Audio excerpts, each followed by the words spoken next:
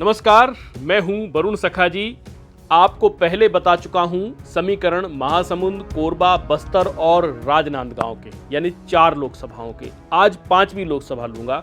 अब बात कर रहा हूं सीधी और जमीनी बात कांकेर की। इस सीरीज में हम आपको दिखा रहे हैं एक एक पॉइंट पर कसते हुए ऐसा विश्लेषण जो आपके सामने सीट की तस्वीर उजली करके रख देता है। तो चलिए आज हम सभी पैमानों पर कसेंगे कांकेर सीट को।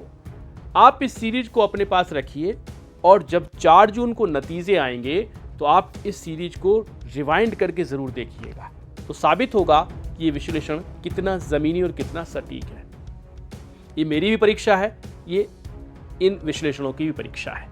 पैमाना प्रत्याशी का सबसे पहला जो हमारा पैमाना होता उस पर कसते हैं। कौन किस पर भारी?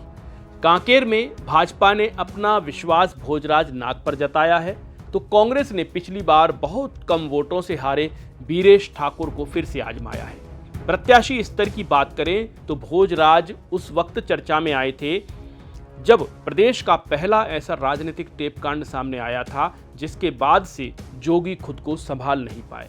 2014 में अंततः मंतूराम पवार कांड का पूरा षड्यंत्र निकलकर सामने आया।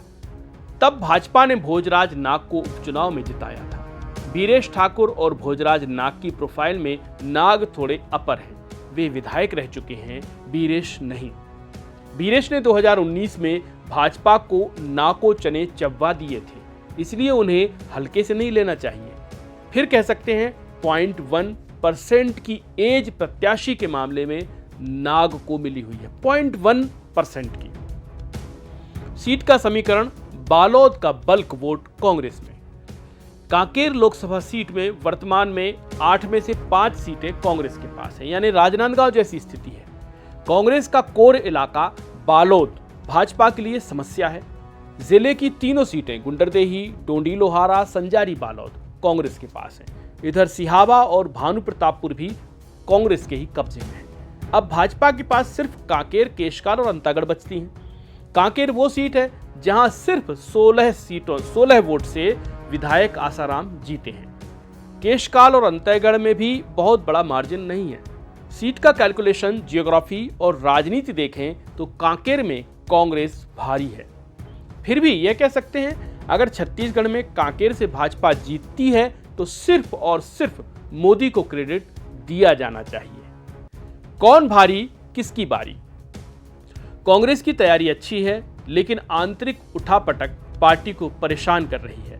भाजपा की जमीनी स्थिति खराब होते हुए भी तैयारी बहुत उच्च स्तर की है। पार्टी ने किसी लेवल पर भी कोई कसर नहीं छोड़ी। बैठकें, बूथ की तैयारियों से लेकर हर लेवल पर भाजपा ठीक कर रही है।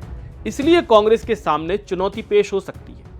साधारण रूप से कांकेर सीट कांग्रेस की तरफ झुकी हुई दिख रही है, लेकिन तैयारी स्तर पर और मोदी के मैजिक को अंडर एस्टिमेट नहीं कर सकते, तो हम ये कह सकते हैं थोड़ी भाजपा भी यहां आ सकती। यानी कह सकते हैं कांकेर में टक्कर तो कांटे की है और भयानक है। नतीजों में हल्की सी एज कांग्रेस को दिखाई दे रही है। तो एक लाइन में क्या कहेंगे, कौन जीतेगा? एक लाइन में कहना सबसे कठिन काम है। कांग्रेस आगे है, लेकिन भाजपा बहुत पीछे नहीं है। यानी कांकेर या तो भाजपा के लिए गैरहवी सीट साबित हो सकती है या कांग्रेस के लिए इकलौती छत्तीसगढ़ से लोकसभा सीट। बहुत बहुत शुक्रिया। अगर कुछ कहना हो तो नीचे कमेंट बॉक्स में अपनी राय दीजिएगा और इस वीडियो को रखिएगा और ज़रूर मुझे चैलेंज कीजिएगा। मेरे ट्विटर हैंडल पर आकर के बताइएगा कि ये जो कैलकुलेशन है, ये विश्लेषण है, कितना सही निकला। बहुत बहुत शुक्रिया। नमस्कार।